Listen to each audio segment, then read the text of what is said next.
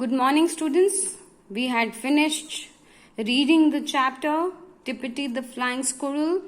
It's a very lovely chapter about a flying squirrel. A squirrel is a rodent. She was of chestnut color with a bushy tail. She used to jump a lot. She was very attractive.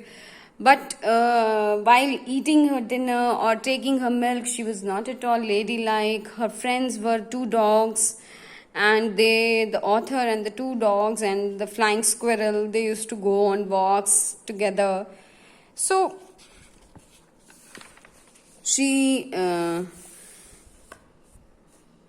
was she used to get angry, and every member of the house had a moment of his or her own to remember Tippity when she was in anger.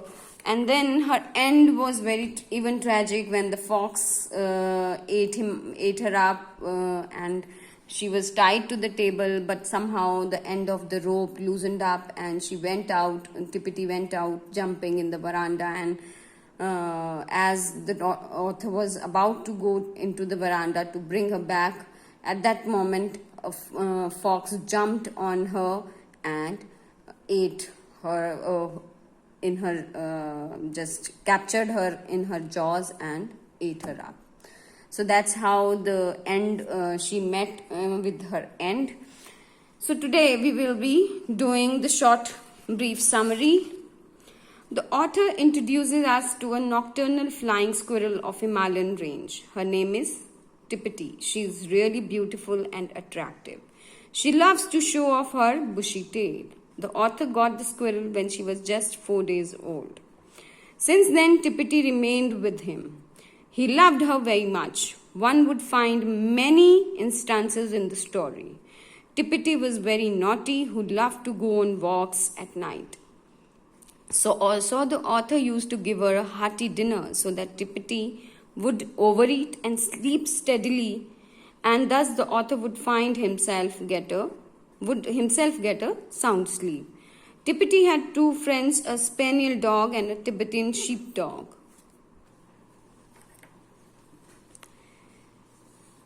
Tippity and the two friends, a spaniel dog and Tibetan sheepdog, all four of them would go for afternoon walks. After walking for a few yards, Tippity would climb up the author's leg, or if the dogs were nearby, she would sit on their back for a free ride. She was not choosy for her food. She would nibble on anything she would get.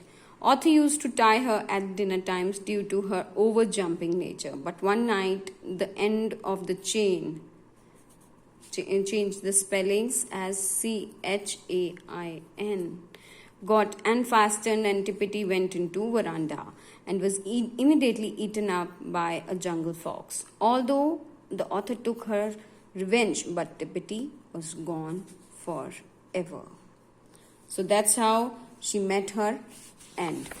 Now, after writing the short summary, all of you have to write the word meanings on your notebooks the way it is given. Pungent, noun, strong liking for something. Like the word, then the part of speech, and then the meaning you have to write in your notebooks.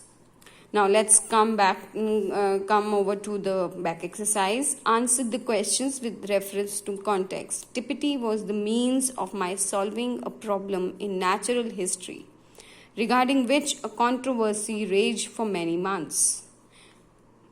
What was the mystery? The mystery was about the Himalayan nutcracker had been credited with the holes that were found in the walnuts in Himalayas. How did the author solve the mystery? The author solved the mystery with the help of Tippity, the flying squirrel. Why did the author want to solve the mystery? He wanted to solve the mystery because a controversy had raged for many months, and Himalayan nutcracker had been credited with the holes found in the walnuts. So that's why he wanted to solve the mystery.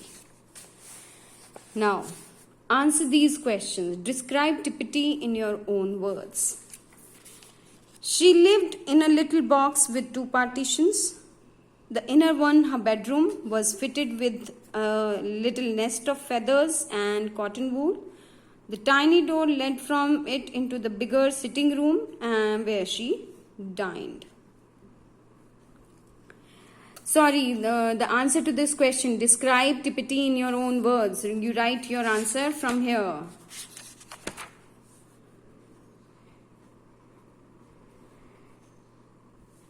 She had a chestnut red color coat and 2 feet of bushy tail, which she was very much, she loved, she delighted to show off her lovely tail. She was very attractive, very good looking rodent.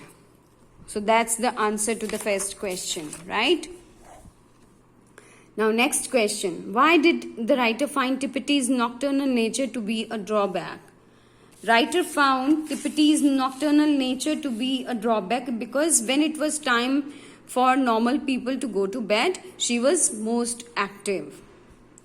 So that was a drawback because he did not get a good night's sleep because of that.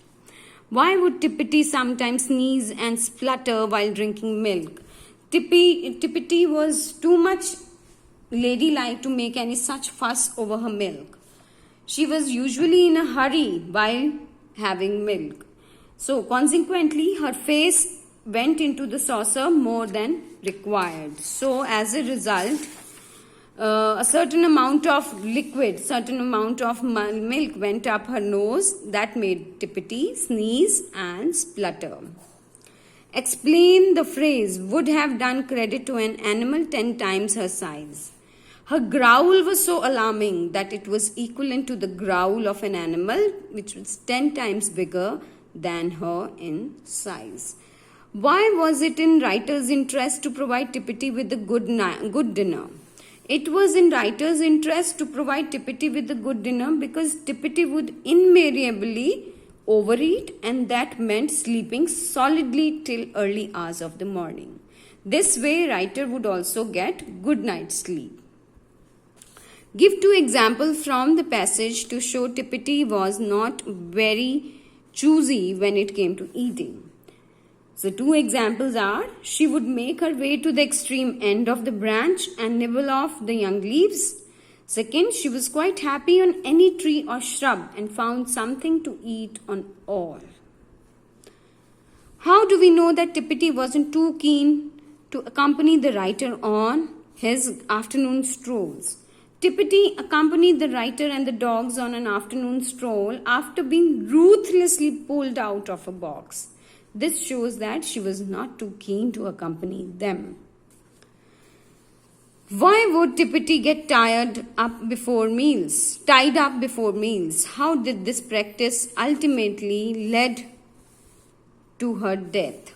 Tippity got tied up before meals because sometimes while jumping here and there, her tail may pass through the soup and spoil the taste.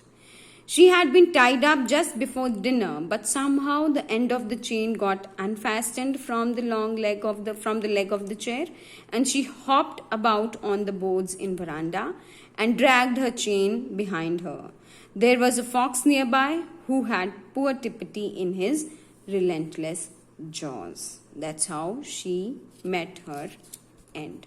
Now there are some extra questions also. You note them.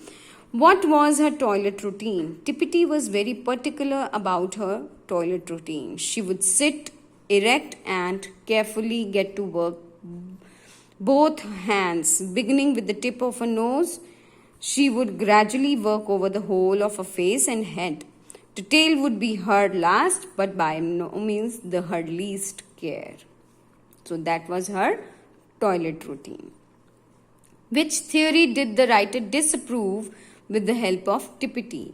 The Himalayan nutcracker, Nucifraga hemispilla, had been credited with the holes one frequently found in walnuts in Himalayas.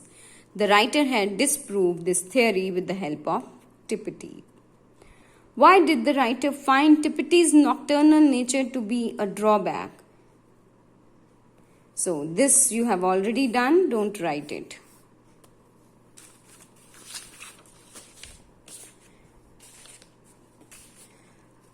What would Tippity do when she felt there was a trouble nearby? Tippity would make use of Brooke's tail as a hiding place when she felt there was a trouble nearby. What would she do when she became tired during the afternoon walks? When she became tired during afternoon walks, she would make for the writer's legs and be up on his shoulder. Or if Brooke or Dawn happened to be at hand, she would spring on one of their backs and get a free ride. What would she generally do after sunset? What effect did a good dinner have on her? Tippity was nocturnal and woke up little after sunset, if left to herself. Provided she did not get a good dinner, she would be prepared to play and look about for odds and end to nibbles on all night through. A good dinner had effect of making her sleepy too. So all these are the question and answer. I hope you have understood. You have to write all the question answers in your notebook. Thank you very much. Have a nice day.